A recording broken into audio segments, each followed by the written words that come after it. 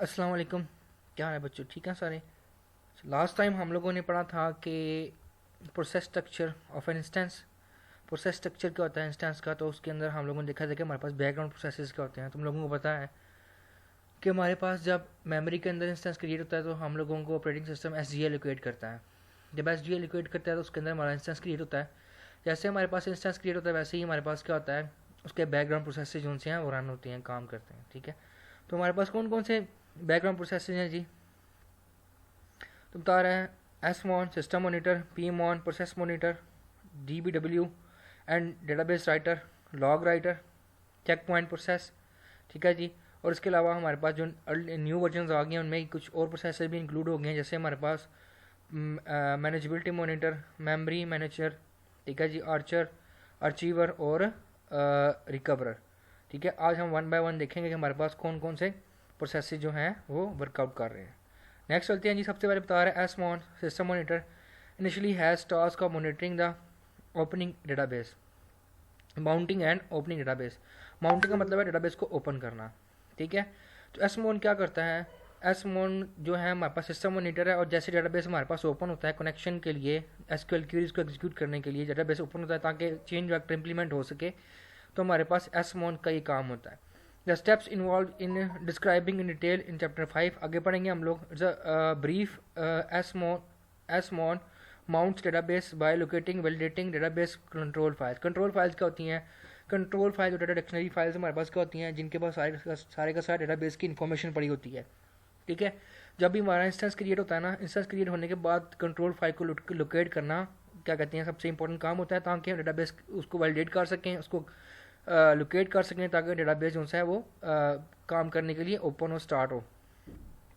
It's open database by locating validating all data files online log files. ठीक है, तो जब भी आपका क्या होता है डेटाबेस ओपन होता है तो जो एस मोन है वो क्या करता है, डेटाबेस को ओपन करने के लिए लोकेट करता है, वैलिडेट करता है तमाम डेटा फाइल्स को और ऑनलाइन लॉग फाइल्स को। लॉग फाइल्स का होती है हमारे पास डिटेल्स होती हैं, जितनी भी ट्रांजेक्शन होती हैं उनकी डिटेल्स मेंटेन करती हैं एक फाइल के अंदर, उसको हम लॉग फाइल्स कहते हैं। ठीक है जी। Once database is open and in use, SMON is responsible for various housekeeping task such as collecting free space in data files. ठीक है, उसके बाद क्या होता है जी, उसके बाद बता रहा है कि वंस डेटाबेस इज ओपन और ट्रांजेक्शन हमारी एग्जीक्यूट होना शुरू होगी, वर्क होना स्टार्ट हो गया, तो क्या होगा हमारे पास जो एस मॉन है वो किसके लिए रिस्पॉन्सिबल होता है, गार्बेज कलेक्टिंग के लिए। हाउस कीपिंग जॉब क्या होती है कि आपके जितने भी हमारे पास डेटा फाइल के अंदर खाली स्पेस है उनको क्या करता है, उनको जनाब कलेक्ट कर लेता है और फ्री स्पेस को कलेक्ट कर लेता है ताकि मजीद डेटा फाइल्स क्रिएट की जा सकें। नेक्स्ट क्या हमारे पास PMON. PMON is process monitor a user session is a user process that is connected to server process. हमेशा तुम लोगों को मैंने बताया कि हमारे पास क्या होता है जी, हमारे पास यूज़र सेशन होता है। यूज़र सेशन क्या होता है, जब कोई ना कोई काम करवाना होता है किसने, यूज़र ने सर्वर से, तो यूज़र सेशन क्या हुआ, user session is basically user process that connected to the server process. The server process is launch when session is created and destroyed.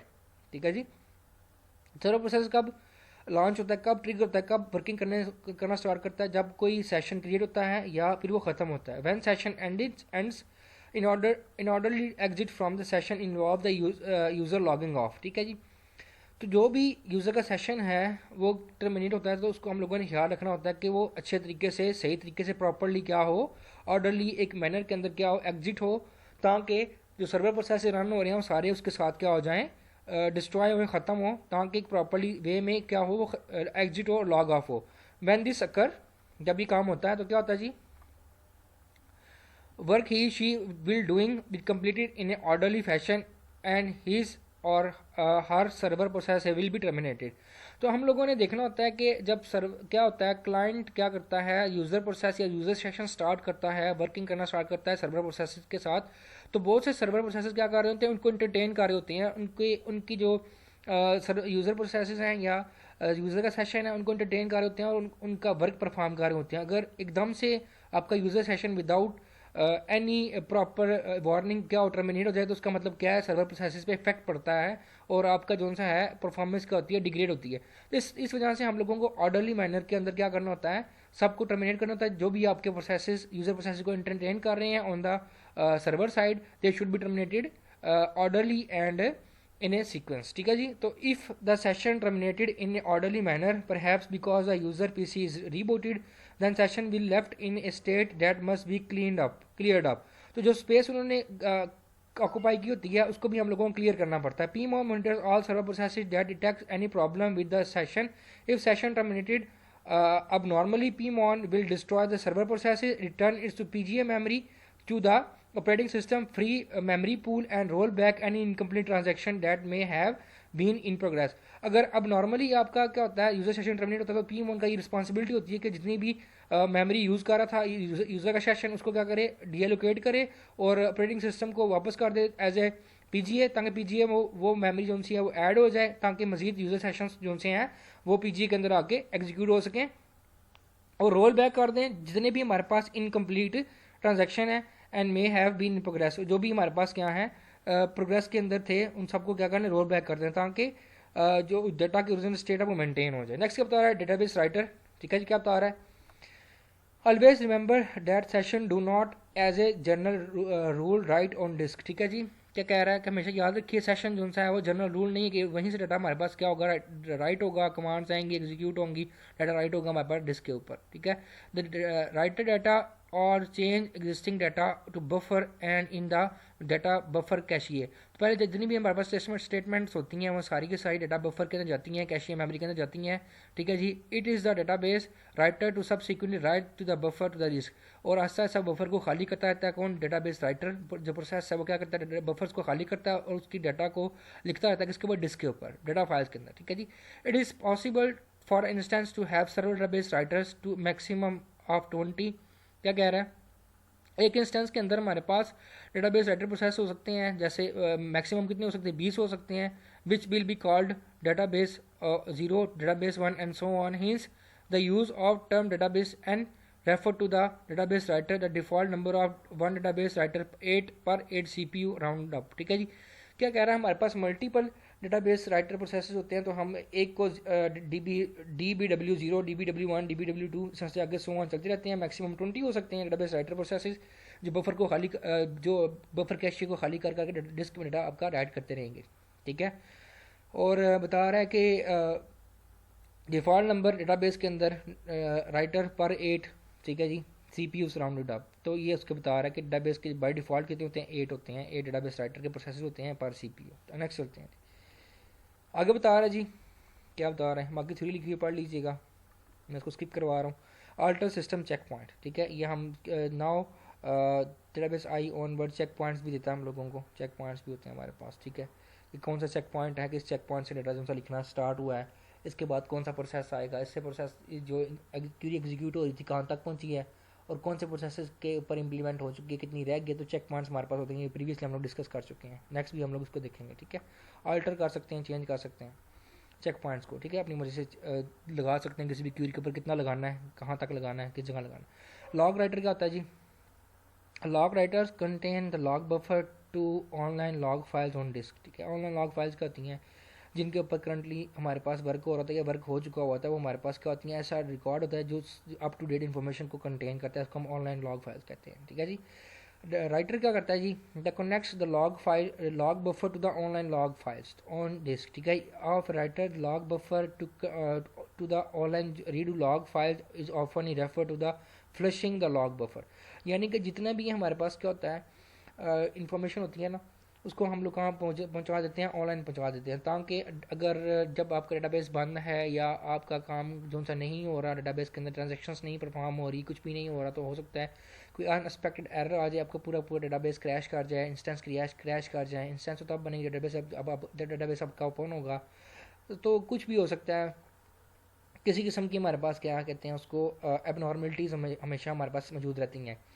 तो log buffer database log writer क्या करता है कि जो लॉग बफर यानी कि जो डिटेल आपने मेंटेन की हुई है डेटाबेस की स्टेट्स की, कि किस बंदे ने किस जगह पे कौन सी क्यूरी एग्जीक्यूट करके डाटा को क्या किया, अपडेट किया है, तो उसको क्या करता है, फ्लश करता है। फ्लश का मतलब है उसको ऑनलाइन जो है ना रीडू लॉग बफर में, रीडू लॉग में क्या करता है, उसको फेंक देता है, ठीक है। When a session make any changes by executing insert update delete command to the block of data files database buffer cache before it applies to change to the block, write out the change vector that is about to apply to the log buffer in order that no work can be lost. ठीक है, सो इसका मतलब क्या हुआ कि जब भी हमारे पास एक सेशन क्या करता है, चेंज करता है, ठीक है, चेंज वेक्टर करता है through SQL queries like insert update delete, ठीक है जी, जब भी हमारे पास डेटा बफर के अंदर कैशे के अंदर क्या आता है, ये एसक्यूएल स्टेटमेंट्स आती हैं, before it apply to change to the write on the disk file या चेंज वेक्टर इंप्लीमेंट करने से पहले क्या करेगा, अप्लाई कर देगा लॉग बफर के अंदर, यानी कि उसको मेंटेन कर लेगा, उसकी डिटेल मेंटेन कर देगा किस बंदे ने कहाँ पे क्या चीज़ चेंज की है, ठीक है। In order that no work can be loss, तो कोई भी डेटा आपका लॉस नहीं होगा क्योंकि हमारे पास डिटेल मेंटेन है और ये हर एक ऑपरेशन की, हर एक एसक्यूएल स्टेटमेंट की, ठीक है। उसके बाद क्या कह रहा है, in order to work no work loss these log vectors must be return to disk within the minimum delay. और उसके बाद क्या होता है, यही लॉग जो सा है, यही जो आपका डिटेल है वो क्या होती है, डेटा फाइल्स के ऊपर डिस्क के ऊपर क्या होती हैं, विदाउट एनी डिले क्या होती हैं, राइट कर देती हैं। To this end log writer stream can contain the log buffer to the online redo log file on the disk very nearly real time. और रियल टाइम पे काम हो रहा है कि आपकी जो लॉग बफर है ना, ठीक है, जहाँ पे आपका डेटाबेस के ऊपर चीज़ें इंप्लीमेंट होने से पहले जहाँ पे यहाँ पे रुकती हैं, तो वो क्या करता है, उसको ऑनलाइन जो सा है कन्वर्ट कर देता है, भेज देता है, फ्लश कर देता है, ठीक है। And when session issues a commit log writer writes the in real time the session hangs while log writer writes the buffer on to disk, ठीक है जी, on then transaction recorded as committed and therefore non revisable। क्या कह रहा है, जब data आपका commit हो जाता है इसका मतलब क्या है कि आपने चेंजेस जो सी डेटाबेस के अंदर सेव कर दी हैं, तो ये जो सी है वो नॉन रिवाइजेबल चेंजिंग्स होती हैं और ये रियल टाइम के अंदर सारा काम हो रहा होता है। Log writer one of the ultimate bottlenecks of the Oracle architecture and it's impossible to do DML faster than log writer can write change vector on disk, ठीक है। क्या कह रहा है, बॉटलनेक होता है एंड पॉइंट, ठीक है जो लॉग राइटर आपका कहता है ओरेकल डेटाबेस का जो है ना वो एंड पॉइंट है, और और ये क्या करता है, it is impossible to do DML data manipulation faster than the log writer can write changes to the vector of disk, ठीक है।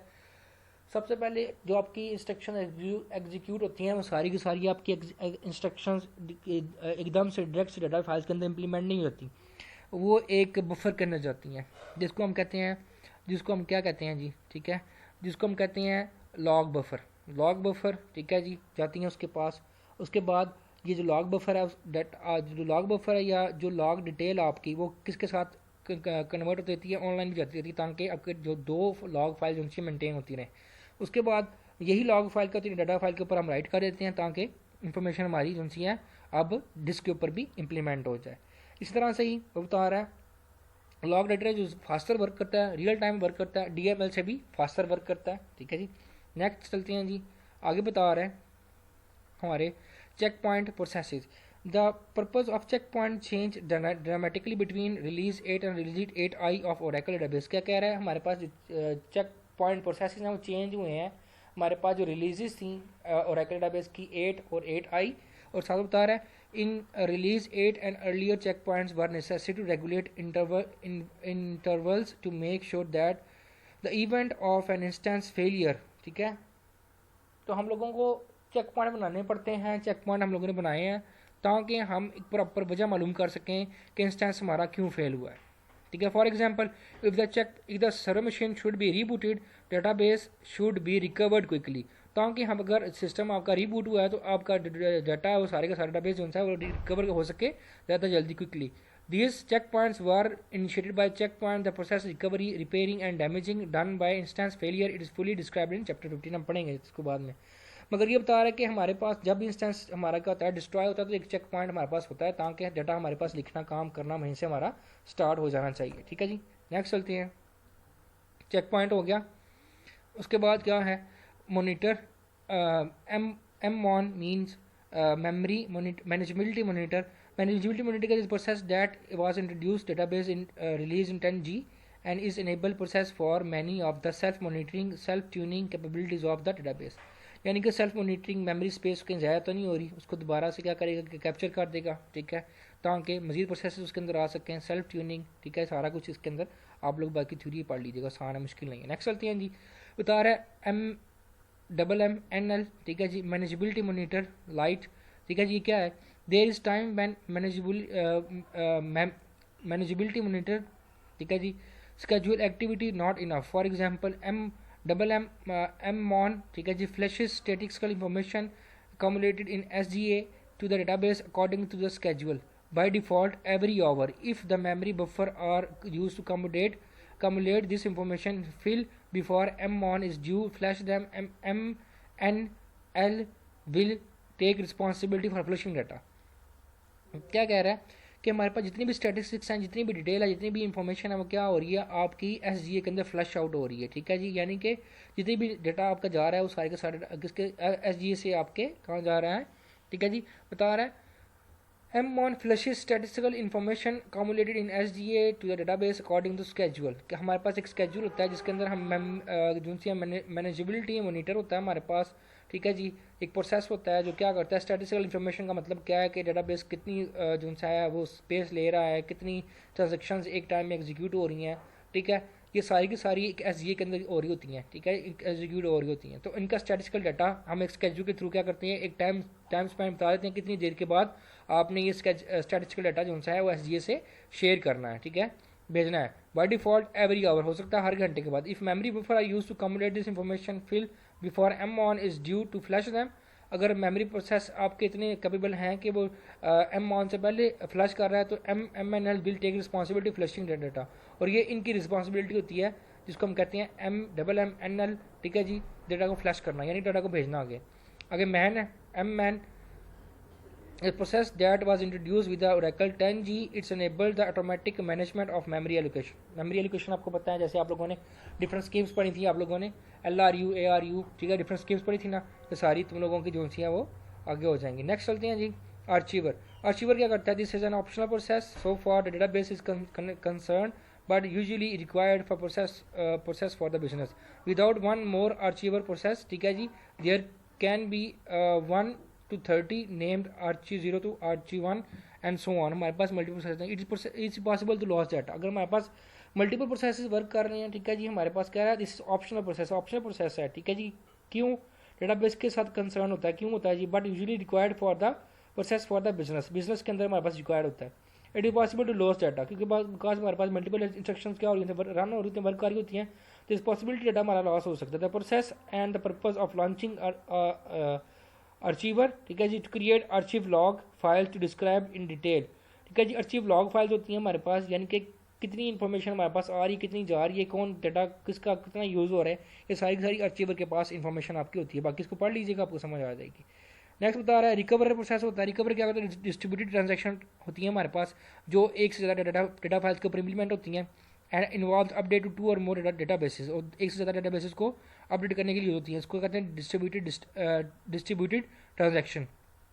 Distributed transaction are designed by programmers and operate through database links consider वगैरह। ये उसने बताई हुई हैं, 2-3 complex लिखी हुई हैं, इंस्ट्रक्शंस लिखी हुई हैं डेटाबेस की। ठीक है, क्यूरीज लिखी हुई हैं, आप देख सकते हैं कि एक से ज़्यादा डेटा फाइल्स के ऊपर इंप्लीमेंट हो रही हैं, एक से ज़्यादा डेटा बेसिस के ऊपर ये इंप्लीमेंट होंगी। The first update applies to row in the local database and second applies the row in a remote database identified by the database link DEV। ठीक है, यानी कि 2 डेटाबेसेस के अंदर 2 डेटा फाइल्स के अंदर चेंजेस हो रही हैं, और ये बता रहा है कैसे हो रही है। नेक्स्ट चलते हैं जी, ठीक है जी, तो ये जनाब आपका रिकवर प्रोसेस है, इसकी रिस्पॉन्सिबिलिटी होती है ताकि वो लिंक्स कर सके डिफरेंट डेटाबेसेस को। नेक्स्ट चलते हैं जी, क्या बता रहा है हमारे पास और बैकग्राउंड प्रोसेस होते हैं, CJQ0 D0000 DB RAM DIO। ठीक है जी, ये सारी हमारे पास डिफरेंट डेटाबेसेस के हैं। आगे बता रहा है कि connect database system determine what process are running how many of each. ये आपको Oracle इंस्टॉल करना पड़ेगा, ये एक्सरसाइजेज हैं, और ये आप जो है उसको ये क्यूरीज रन करके आप देख सकते हैं कि कितनी प्रोसेस जो सी हैं वो वर्किंग कंडीशन में। ये मैंने को एक्सरसाइज करवाई हुई थी जिन्हें Oracle इंस्टॉल किया हुआ था, तो आप लोगों को बता दूंगा मैं नेक्स्ट। ठीक है, आगे बता रहा है समराइज द स्टोरेज स्ट्रक्चर। तो आप लोगों को पता चल गया है फिजिकल स्ट्रक्चर क्या होता है, डेटाबेस स्ट्रक्चर क्या होता है, और दूसरा आपका जो सा है ऑनलाइन रीडू लॉग फाइल्स क्या होती हैं। ठीक है, भी पढ़ा दी तुम लोगों को, डेटा फाइल्स क्या होती हैं। ठीक है, ये भी तुम लोगों को अच्छे से पता है। और अदर डेटाबेस फाइल्स कौन सी होती हैं, instance parameter file, password file, ये जो है तुम लोगों को मैं नेक्स्ट लेक्चर के इंशाल्लाह अंदर कवर करवा दूंगा। तो जो चीज़ें पढ़ रही हैं वो हमारे पास काफ़ी हैं, तो ये जो हमारे पास है ना समराइज द स्टोरेज स्ट्रक्चर की इंशाल्लाह हम नेक्स्ट लेक्चर के अंदर पढ़ेंगे। आज के इतना ही काफ़ी था, नेक्स्ट लेक्चर के अंदर इंशाल्लाह फिर मुलाकात होगी। ओके जी बच्चों, अल्लाह हाफिज़।